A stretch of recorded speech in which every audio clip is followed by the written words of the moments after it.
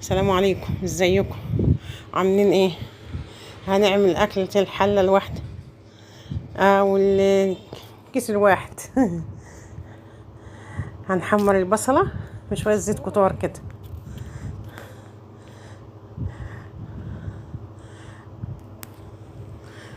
انا صباح ودي قناتي، واللي ما اشتركش معانا يشترك واعمل لايك وشير في قناة صباح فود. قبل ما نشوف الفيديو اعملوا لايك وشير. هنا البصل قربت تصفر. هنا احنا عمرنا البصل تحت البتاع دي الصلصة. معلقة كزبرة صغيرة، بصلة الصلصة دي.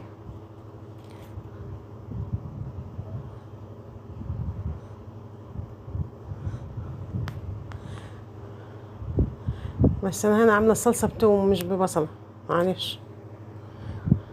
معلقة صلصة كبيرة حطيتها قبل نقوطها.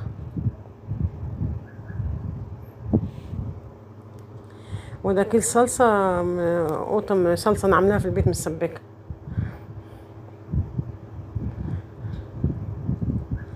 شوية مية نوطي عليها، ولما تفك بقى هحط لها التوابل بتاعتها: ملح، فلفل، وشطة، والشطة دي اختياري، ونص ربع معلقة كمون. وهنا هنحط كوباية رز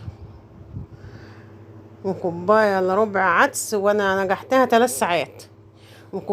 كوباية ونص مكرونة، ونص كيس اسباجيتي، ونص كوباية عدس اصفر. وهنحط ملح، وهنحط الزيت اللي كان فيه البصل وبباقي البصل اللي فيه عليه.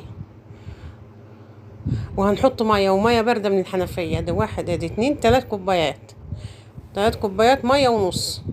وهنربطه، بس تسيبي فيه فضار، هربطه بالخيط بتاعه،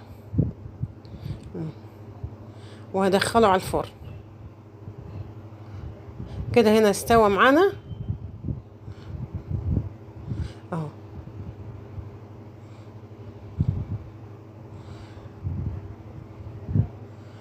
وجرب الوصفة معانا، والله العظيم حلو. ودي الصلصة على وشها، واكلة في كيس حراري، كشري في كيس.